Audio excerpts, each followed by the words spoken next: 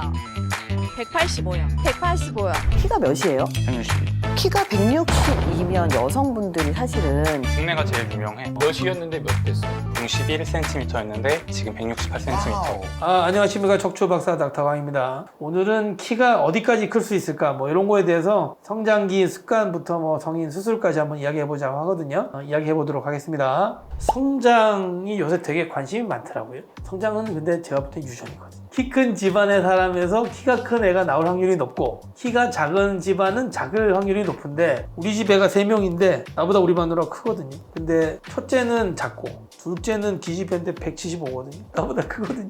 셋째도 작은 편은 아니에요. 169인가 그래요. 첫째만 좀 작아. 근데 걔들이 나를 닮았으면 다 작아요. 다 크거든요. 그게 그러니까 여자라고 해서 꼭 아빠를 닮지는 않는다. 그리고 엄마들이 맨날 물어보거든요. 성장 검사하면은 성장판이 다치고 나서 클 수가 없느냐. 다 큽니다. 성장판이 다치면 끝입니다. 성장판에서 자라거든요. 180짜리의 척추뼈의 길이랑 160짜리의 척추뼈의 길이는 별 차이 안 나요. 키는 대부분 다리, 팔다리에서 큽니다. 척추뼈는 별로 차이 안 나요. 키계만 요 정도 차이 날까? 다리 길이가 차이가 많아요. 다리 길이에서 키 차이가 나는 거지. 그래서 척추뼈는 성장판이 별로 없거든요. 내가 어릴 때 가진 신경의 길이가 별로 안 자라요. 신경은 자라려면 굉장히 힘들거든요. 근데 팔다리 쭉 자라잖아요. 그래서 중추신경계는 안 자라고 말초신경 길이만 커지는 거예요. 그래서 어떤 애들은 처음에 막 키가 크면 아프다 그래요. 왜냐하면 신경이 못 따라가가지고. 그러니까 자고 일어났더니 10cm 큰다 얘기가 이렇게 다 점프 확 합니다. 딱 있다가 확 크는 거죠.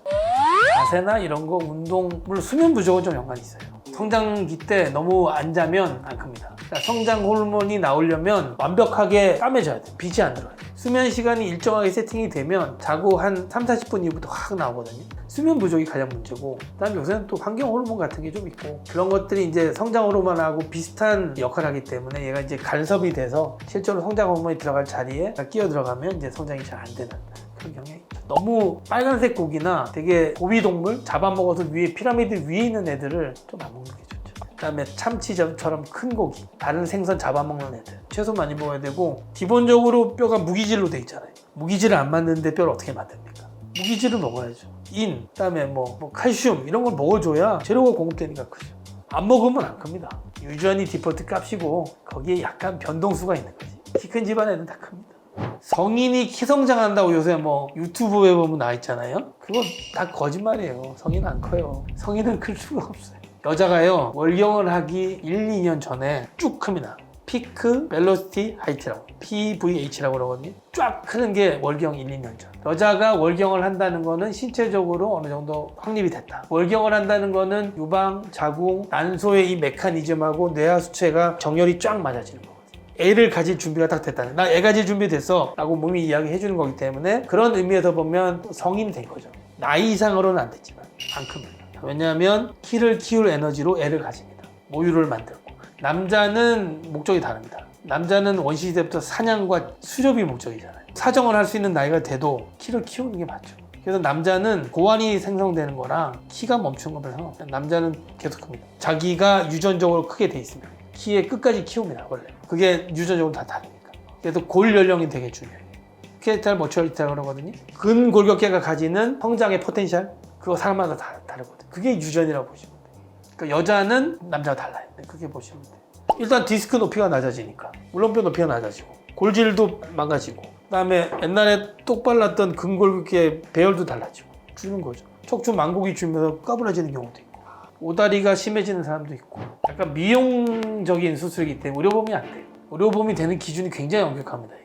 그래서 키 크는 수술은 미용이다. 사실 저는 이 수술을 별로 안 권해요. 키를 키워놓으면 키만 커지면서 연부 조직, 근육이나 인대나 이런 것들이 기능이 안 따라오거든요. 100m를 15초에 뛰던 애가 키를 키워놓은 수술하면 5초에 못 뜁니다. 때문에 이게 과연 그렇게까지 희생하면서 해야 되는 수술인가? 그건 좀 고민해 봐야 되겠죠. 키 크는 수술은 이제 성장판이 이렇게 생겼거든요. 여기 에피피지알 그로스 플레이트라고, 이게 그 성장판이거든요. 이 부분을 확대해 놓은 게 요건데, 여기서 쭉 만드는데 요 끝이 이제 석회가 되는 거죠. 그러니까 여기서 자꾸 밀어내면서 석회가 쌓이면서 이렇게 커지는 거예요.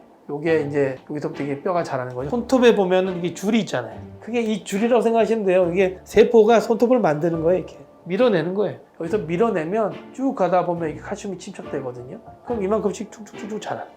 이게 성장판이에요. 인위적으로 깨서요 성장판에 유사한 구조를 만들어서 하루에 1mm씩 이렇게 늘리는 게 키 크는 수술이에요. 그러니까 이렇게 늘리다 보면은 뼈가 이렇게 생기거든요, 중간이. 실제로 한 방에 키워서 아무 문제가 안 되는 거는 5cm까지라고 알고 있어요. 한 방에 쫙 늘리는 거. 한 방에 5cm까지 늘리면 여기까지 늘리는 건 알아서 뼈가 만들어져요. 근데 그 이상을 늘리면 제가 알기로는 뼈가 잘 안 생기는 걸로 알고 있습니다.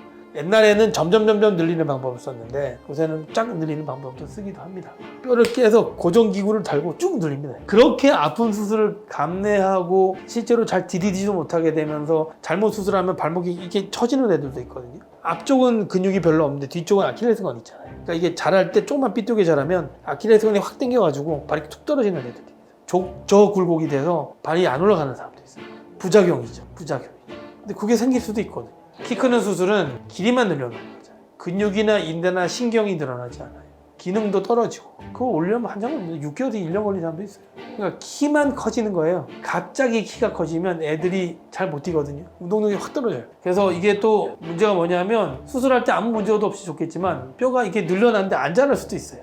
그리고 안 붙을 수도 있어요. 골성장이 안 될 수도 있고 감염이 될 수도 있고 그 부분이 재골절이 될 수도 있고 여러 가지 부작용이 생기죠. 세상에 꽃길은 없어요. 그러니까 그걸 하려면 부작용이나 합병증을 감수하고 해야 됩니다. 환상만 품고 했다가 후회하는 거죠.